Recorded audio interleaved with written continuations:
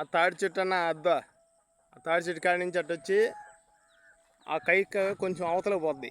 అవతల నుంచి స్ట్రైట్గా ఆ కరగడ లాస్ట్ కల్లా వస్తుంది.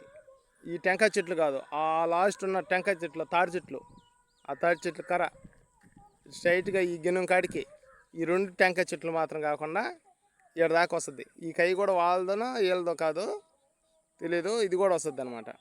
ఇది ఈ పక్ష మొత్తం వచ్చి 11 ఎకరాలు చెప్తారు. ఏంది 12 ఎకరాలు ఒకే బిట్టు. ఇది వచ్చి కొడలూరు కాడ ఇది ఎడవలూరు రాజపాలెం కాడ ఎడవలూరులా ఆ ఊర్లో ఇది.